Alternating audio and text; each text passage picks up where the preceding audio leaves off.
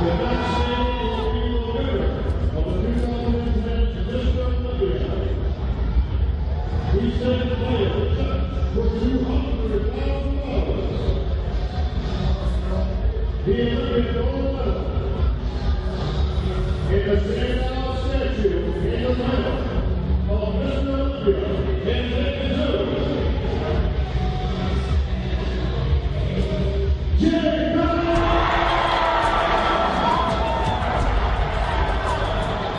don't want to play anymore. I don't want to play anymore. I am upset. I didn't prepare for this. I am unprepared to deal with this level of what appears to be failure.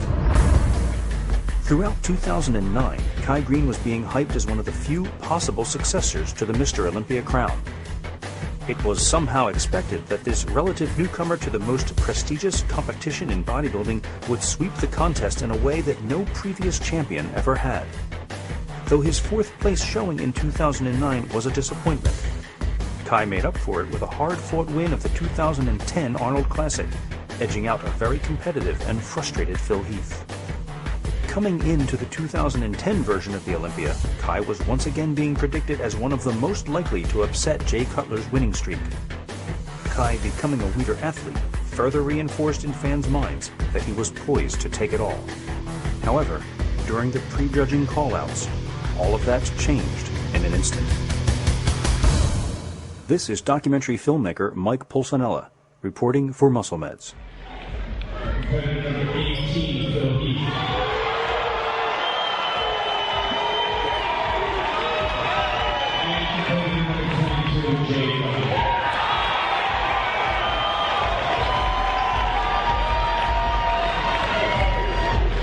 Oh my God, the first two call-outs have occurred and I was not in either one of them. It is over. This thing is over. Now you have a choice to make. You can fight it out, detach yourself from your feelings, put them on the side, stand there and smile and do all those things that, are expected of a champion to do. But, the gut, the raw emotion is, I don't want to play anymore. That's it. It's over. Man, you wish the stage could open up and swallow. When I saw him at the prejudging, when the song come out, it looked okay, but then as he began to pose, I didn't see his muscles pop as much, and I remember posing with him in the gym, he looked bigger and harder. I'm like, what is going on? And then, okay, you know what, maybe it was the lighting, maybe. So when I saw the comparisons and I saw he wasn't as full and as dry and as hard as I seen him, I was like, wow, we just blew an opportunity, man.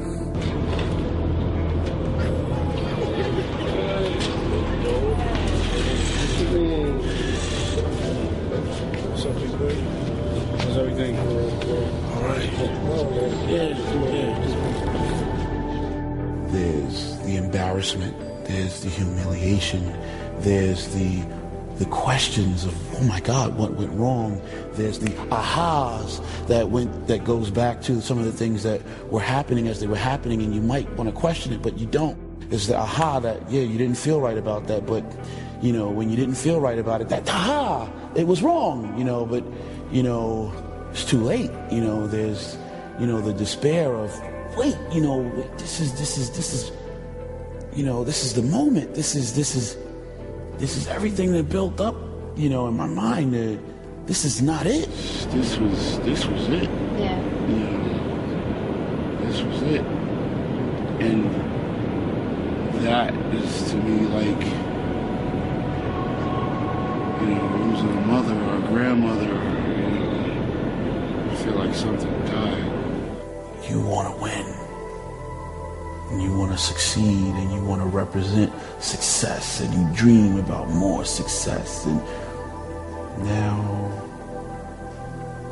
you're on the cover of the magazine, and the Olympia comes and goes, it's a blur, and You didn't meet the successful standard that you prayed about, worked for, believed that you were working toward, was coming to you because you were working so hard. You did everything. You did your cardio. You ate the meals. You put your body through pain that was just, that took nothing but passion and drive to, still, you trained when you were in pain, you trained when you weren't in pain, through bloodshot eyes or not, whether you could walk or not. Not only did you not succeed at showing the world the success, but now you're on the cover of Flex magazine, coming back to the projects, coming back to the faces of people that are like, what happened? You think about facing anyone, facing tomorrow, facing myself, facing my coach, facing tomorrow. Hey, I didn't, Kai, you are a champion. You are making Muscle Meds an amazing brand. And why? Because of what you are, because of what you have done with your body, and because you're such an amazing athlete. What happened here is like nobody understands. Everybody's totally confused. That's my opinion. Everybody was like, you shouldn't hear people behind me. I mean, what's going on? To the untrained eye, you can think, well, maybe this guy was cheating on his diet, maybe this guy was not doing his cardio. I'll tell you right now, those things, if anybody knows Kai is probably one of the most disciplined, hardest working bodybuilders. They say Branch Warren is hard and working.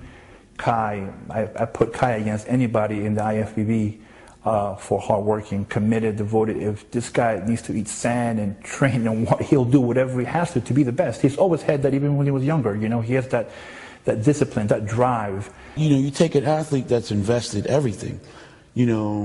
Before I would move out of the projects, I'd sooner invest another 10 or 15 or 20 grand in all the things that are conducive to being prepared on that day as a champion athlete.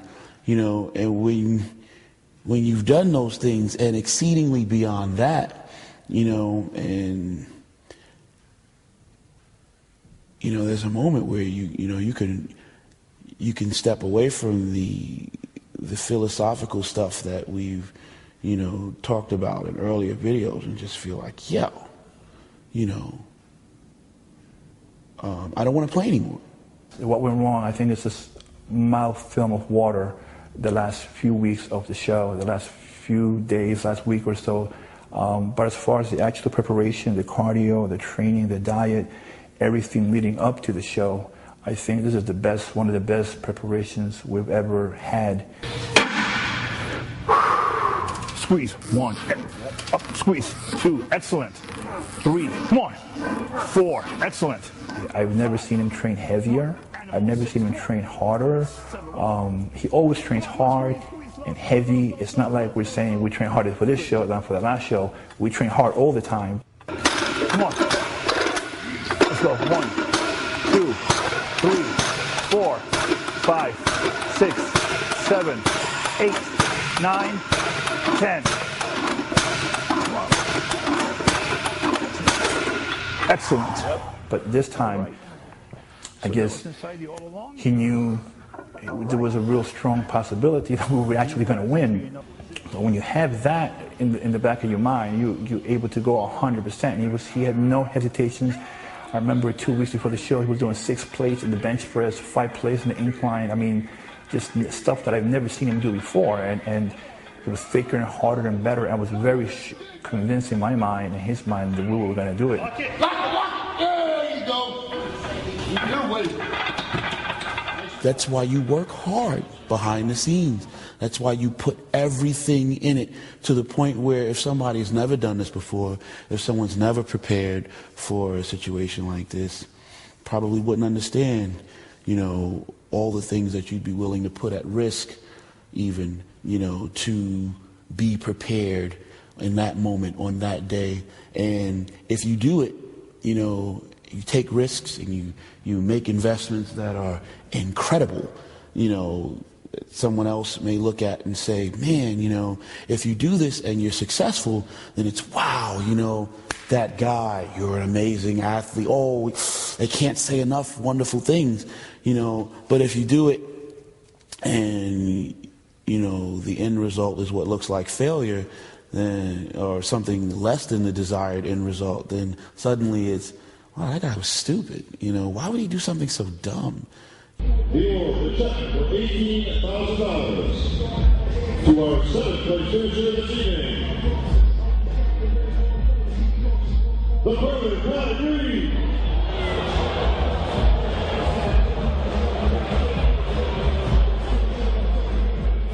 I couldn't sleep. Couldn't sleep for the last, I don't know, 6 weeks going into the show. But the night that we had the finals, I remember being backstage and finally falling asleep. It was done. It was over. It was, man, I remember waking up and realizing this was not a dream. This is reality. It's funny because a lot of times people believe that they want to be able to see behind the armor, you know, of the athlete when they're achieving success, and even after, like, you know, hey, how do you feel about your placing? How do you know? Hey, so what's next for you? What do you know? What's going on? And sometimes it would appear as if they're disappointed when you seem to be as well poised and cool and, you know, okay, you know. But the reality is, I realize though that there is no way that the athlete in that situation, you know, has the ability or the option to even express what they really feel in that moment.